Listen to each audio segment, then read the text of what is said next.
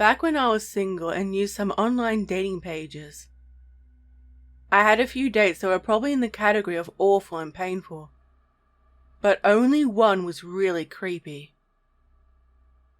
There was one time that I had matched with a girl named Cindy, and we talked for a bit, hit it off. You know, the basic start to a good thing when it comes to dating. After chatting it up, we decided we would meet for dinner the next night. We meet up and she's exactly how she was in the pictures, and she was incredibly friendly. We had a quick conversation outside the restaurant and went in to get our food. The dinner started out as perfect as it could have. About 20 minutes in, after we had gotten our drinks and put in our food order, I noticed there was a woman sitting at a table a few spots down that was glaring at me. At first, I thought she was staring at something behind me, but I was at the wall, and there was nothing to stare at. I mentioned it to Cindy. I said, "Hey, there's a woman that is sitting behind you that is staring daggers at me right now." She put her hands over her face and said, "Oh God, blonde, long hair, glasses?" Well, this was a vague description. It was exact. This woman was blonde, had long hair, and thick glasses on her face. I told her she was right, and asked if she knew her. Come to find out, this woman that was murdering me with her eyes was Cindy's ex-girlfriend. I had no problem that Cindy was for both teams. What I had a problem with was the fact that I thought this woman was going to legit murder me at a moment's notice. I asked if I should be concerned, and she said probably not, which was not at all convincing. After a few moments, our waiter brings over our food, we thank him and he walks away. No more than 40 seconds later, Cindy's ex stands up and walks over to our table.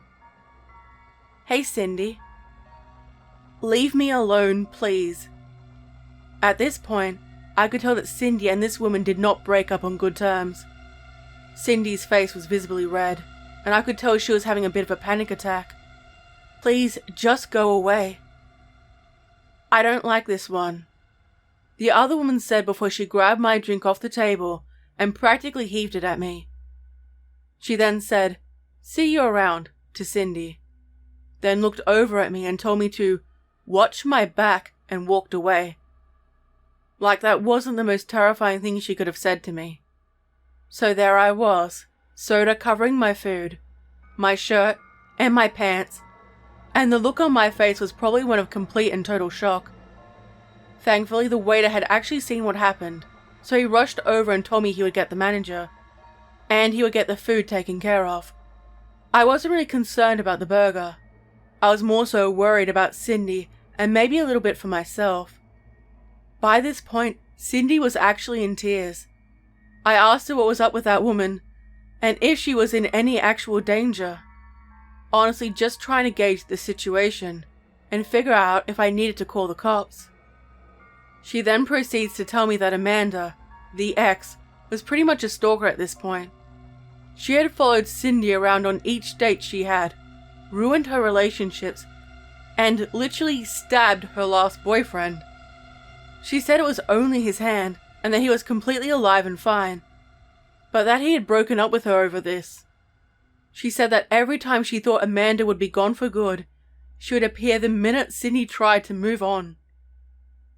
The worst part, this had been going on for 2 full years at this point.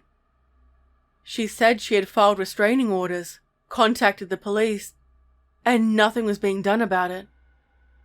She said that, for some reason, the authorities were taking it lightly, and that they weren't really going to do much to keep Amanda away. She told me that the stabbing incident had happened over 3 months ago, and that she had waited this long to see if maybe it would work to get rid of Amanda. Well, it didn't. Amanda was very much there and very angry. At the end of the date, after we had dinner and talked more about Amanda, Cindy told me it was best that we didn't see each other again. She apologized and said that if Amanda ever disappeared entirely, she would give me a call and maybe we could try again. I agreed, and we went our separate ways.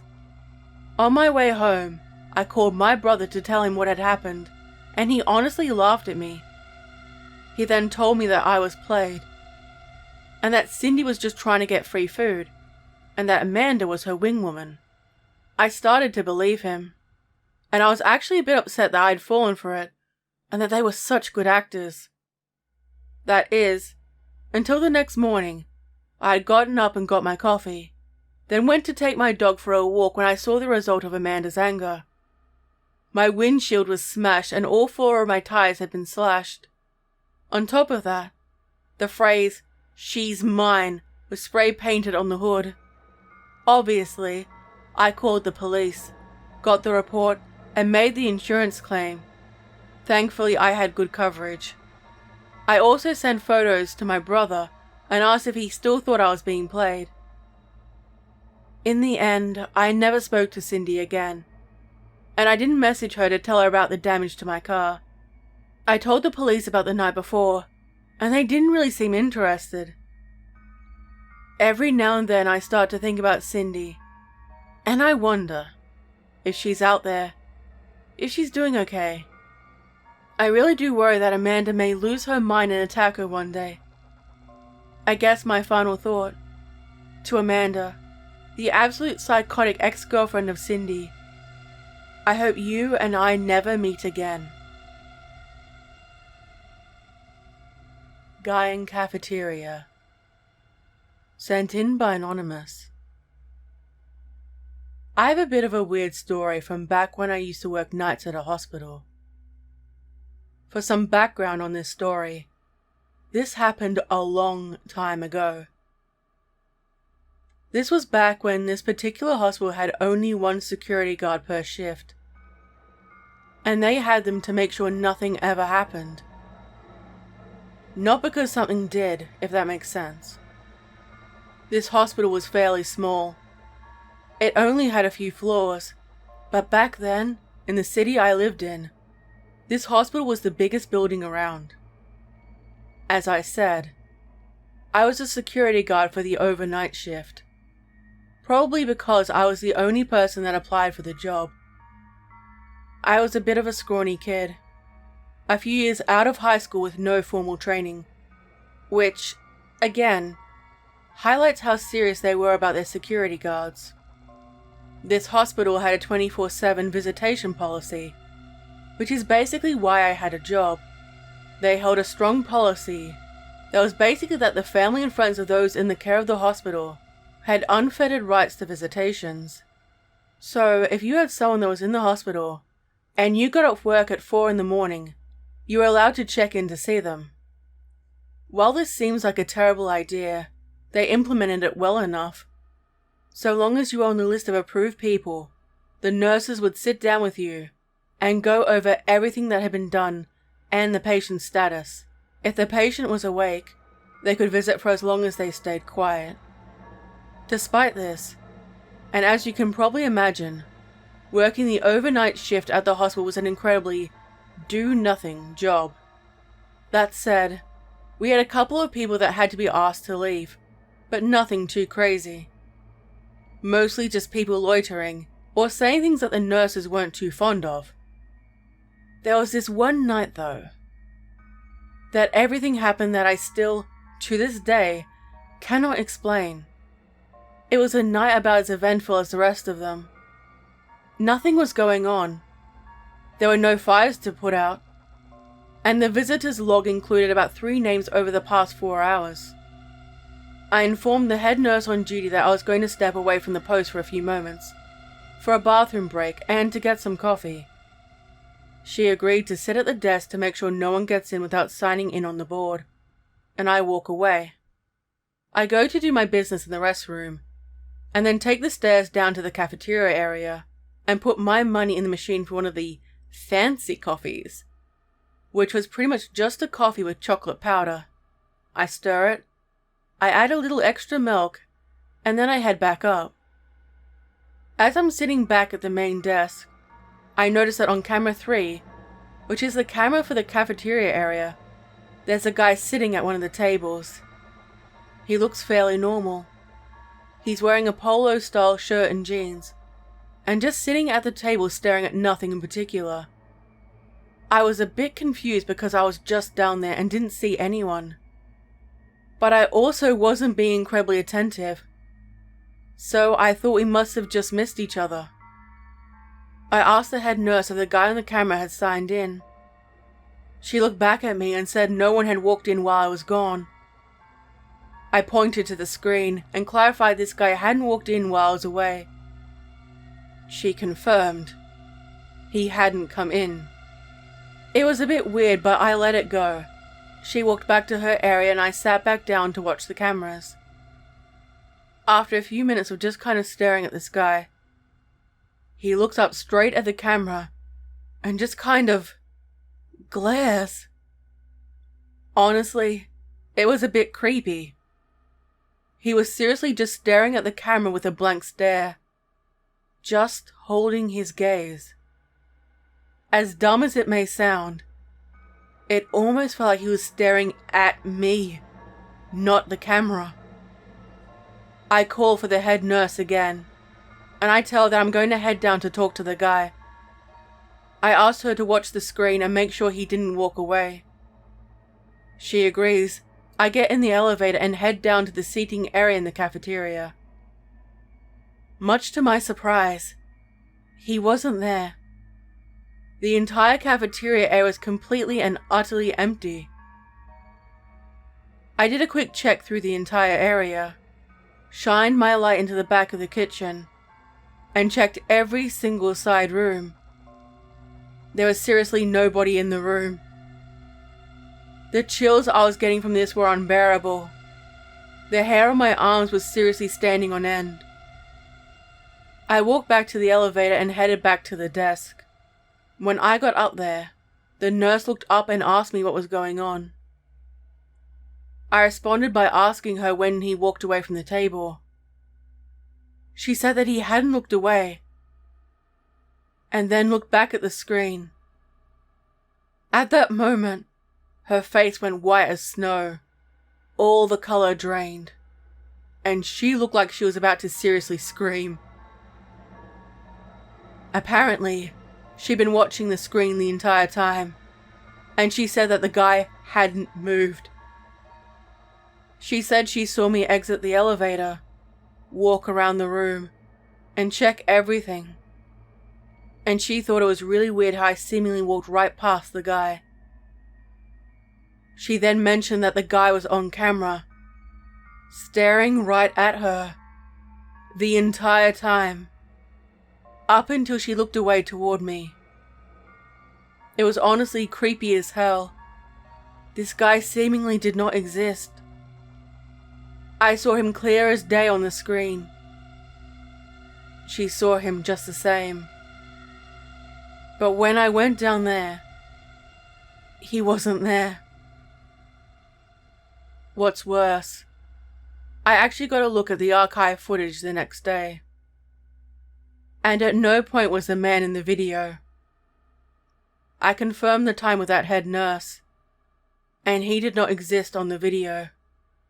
I even watched the clip where I was walking around and checking the entire area, but there was no guy there.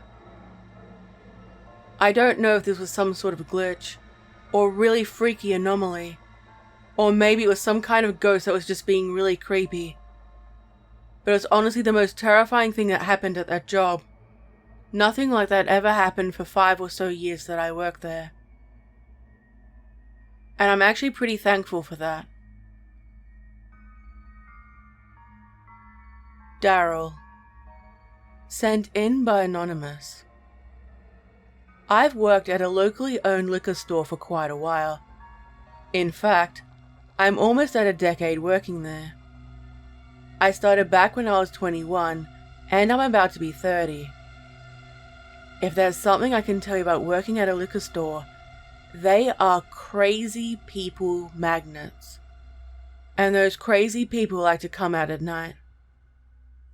When they come out, they crave alcohol. And the only thing standing between them and what they want is, at that point, me. So, that said, I could probably fill out an entire novel with the weird people I've encountered. And the crazy situations I've been in. However, just for the sake of brevity, I'll just talk about one customer in particular. He was a decent guy. There was just one instance that genuinely creeped me out. A bit of backstory to how he came to be a customer.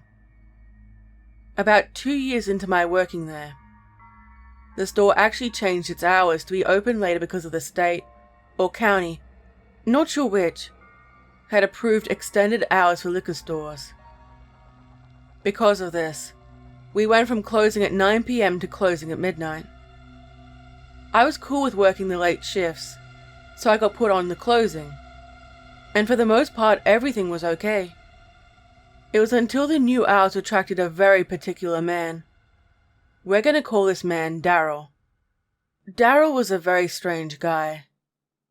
That was very, very open about the things in his life to people that he barely knew. The first night that he came in, he grabbed a large handle off the shelf, came up to the register and looked me dead in the eyes. And when I say dead in the eyes, I mean he seriously looked dead. And he stared at me with a seriously cold and aggressive glare. I was taught from a young age that you should be nice to people you don't know, because you never know what they're going through. So I looked back at him and asked how he was doing on that fine evening. As soon as I said that, he said back in practically a whisper, "Don't talk." After about 10 or 20 agonizingly silent or awkward seconds, he smiled and said something to the effect of, "Alright, you're pure." At first I thought his "don't talk" statement was part of a robbery, like he was about to pull a gun or something.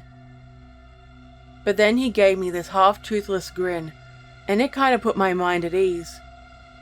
I rang him up and we moved on.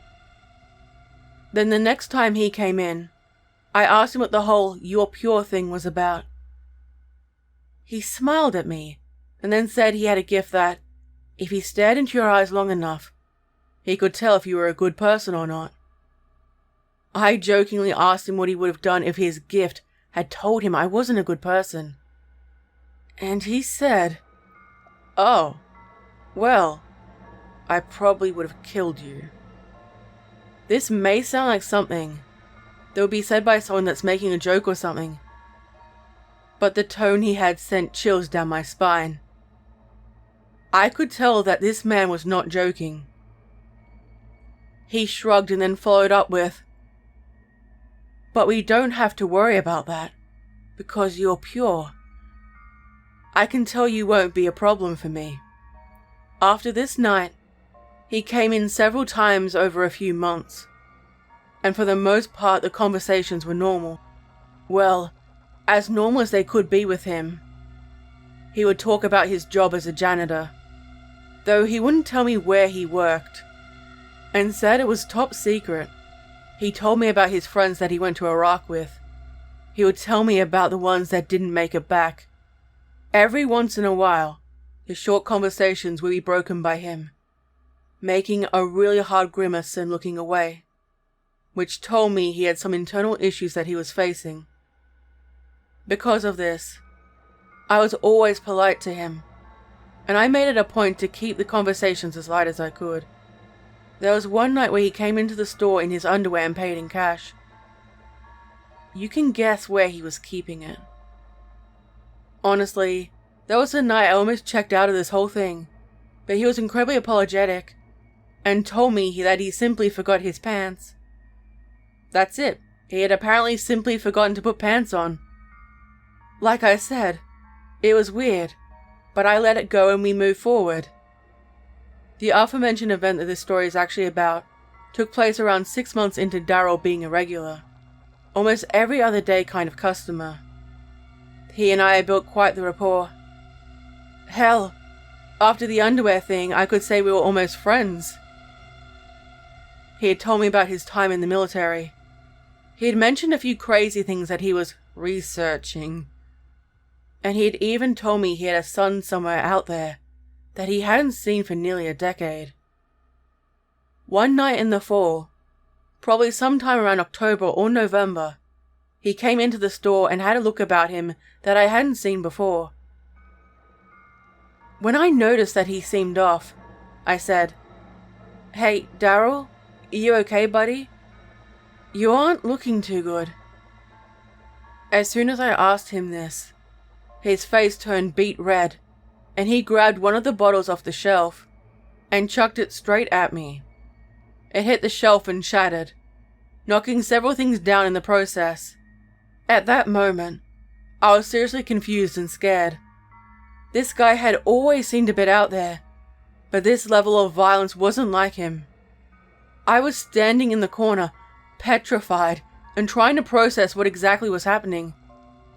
And Daryl was standing near the shelf, smashing bottle after bottle, and screaming about something that made honestly no sense.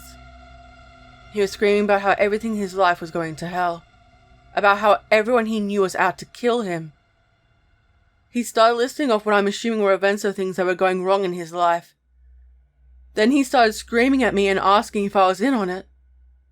He was adamant that someone out there was trying to, quote unquote, ruin everything in his life that he had worked so hard for.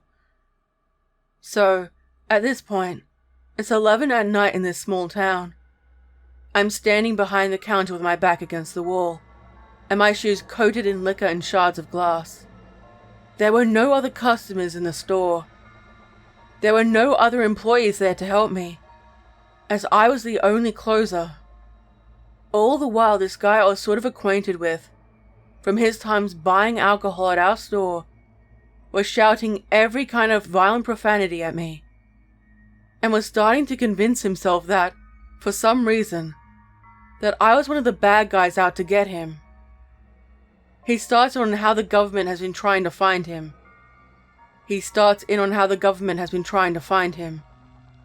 And that the only person he talks to is me. So the fact they found him meant I was the one telling them information. Obviously, I had no clue what the hell he was going on about, but I was scared, and I wasn't sure how far he was going to take it. Thankfully, while I was paralyzed, the owner of the neighboring gas station had apparently called the police. I guess he heard the screaming and the glass shattering, because after about 5 minutes of enduring the insanity that was unraveling before me, I heard the door opening and the sound of an officer screaming, "Get on the ground!" Daryl actually started to turn his anger toward them for a moment, but I think the weight of the situation may have dawned on him, or he came back to reality, because he started sobbing and quickly got on the ground. After the insanity finally came to an end, the owner of the store showed up and asked me, alongside the police, what happened. I told them I didn't know. I told them everything I knew about Daryl, and that he just showed up enraged and started trashing the store. I felt bad, honestly. It was midnight, and this poor guy had clearly had an episode. After that was said and done, I found out that Daryl did actually have a few mental health issues, and was apparently off his meds for a while. On top of that, he wasn't supposed to be drinking while taking his medication, so it was a recipe for something to go wrong. On top of that, he wasn't supposed to be drinking while taking his medication, so it was a recipe for something to go wrong. Like I said though, he was fairly normal for most of our interactions, but this one night he had apparently snapped, and I just said the wrong thing to him. My manager and I talked about the situation, and he decided not to press charges against Daryl, so long as he could pay for what was destroyed. I actually pitched in for half of it. I think it was something like $150. Sadly, Daryl only came in one more time, and he actually did so to apologize to me personally. He said that he has issues, and that he didn't mean to scare me. I told him that I understood, shook his hand, and that was the last time he and I ever interacted. I personally just hope he's doing alright. Work was never the same again. I've been at my job for 7 years. Out of the jobs I've had, it has been one of the better ones, and my colleagues are all great people. Most of the time, I enjoy heading to work, and I don't dread it. My boss and manager are both amazing, understanding, and you feel as though you matter in this company. I feel valued. It is a small family business where we sell candles. Before I started this job, I had no idea how many candle types there were, but we make them, ship them out, and also have a storefront with a small cafe people can order food and drinks from. There are seats and tables where people can sit and eat too. It is beautiful there, and we have many regular customers who come to purchase from us. I've developed friendships with them, and it is nice to have a chat when they show up. Because of the nature of the job, it tends to attract a lot of spiritual and witchy types of people. I don't judge and think some of it is pretty interesting. I only mention it because it is relevant later on. I was talking to one of my favorite customers. She is an eccentric older lady who comes in, buys more candles than anyone ever needs, and chats with us. It is a social thing for her, I think. She doesn't have a lot of family, and we have become her surrogate family. We were talking, and I noticed a customer waiting behind her with multiple candles in their basket. It happens. People are busy and want to make their purchases before they head off. I asked if the person was okay and told them that we were just chatting. He looked at me, way too intensely, didn't blink, and I felt so uncomfortable by it. He just kept staring at me. The old lady made her apologies and went to sit down to sip her drink and waited for me to finish. I asked him if I could help him and if he managed to find everything he wanted. He placed the basket on the counter and I started scanning. He said that he found everything and asked if I had a boyfriend. I said no and that I was straight, so definitely not. He asked me if I ever had any interest in men. I'm not homophobic or anything, but no, definitely straight. I told him how much it was. He paid in cash and tried to touch my hands. It is hard to explain how it happened. It was like he was trying to hold it or something. I pulled my hands away and told him to have a good day. I went on a bike ride over the weekend with my friends, so I wasn't there. When I came in the next day, one of my colleagues told me a friend was waiting for me when I came back to work. I imagine you know who I'm talking about. It was him. I was confused. He smiled at me and tried to hug me. I gently kept him back and stepped back, telling him sorry, but no. He told me that he really wanted to see me and give me a present. I told him that it wasn't okay, and he handed me a jar. It had wax on the top and some other ingredients inside it. I'm not sure what it was. I said, thanks, and held it in my hand. After a while, he left and I put it on the counter before going back to make the candles. It was only afterwards I learned that it was some type of love spell or something, and then he was doing more to try to get me hooked. I threw it out. I wasn't interested. I started to find things on my car or my bike. He would show up all the time and try to follow me home. It scared me how obsessive he was, and I hesitated for way too long before I told my boss about it. I didn't like how I felt weak about it. My boss and the rest of the staff were supportive. The guy wasn't allowed in the store anymore, and I made it clear that I wasn't interested. If he continued, I was going to press harassment charges because it felt endless. For a while, the stalking stopped, and I noticed he would appear in places, even when I didn't go to work. If I saw my friends, he would be there. If I went on a date with a girl, he would be there, and then she would get messages from anonymous accounts telling her that I was cheating and I was in the closet. Neither of those things were true. My friends told me that I couldn't keep letting this slide, and again, I hesitated. It was only when I noticed him looking through my window at 3 a.m. that I decided enough was enough. I went outside and confronted him. He rambled about how he loved me and we were supposed to be together. He also left bottles and random notes in the bricks of my house. One of my friends got rid of them for me. I made the police report and that quieted him down. That creepy guy has been my only experience, and I'm grateful this isn't something I have to deal with on a daily basis. I haven't found anything strange on my vehicle or outside my home. I see him every now and then. I don't feel comfortable going straight home anymore, and I installed a security system to help me feel safe. I don't like saying that. So yeah, I hope I never run into this guy, ever again. I hope you enjoyed these stories. Please do yourself a favor and check out my amazing guest, Horror Over Coffee. Especially if you enjoyed his narration.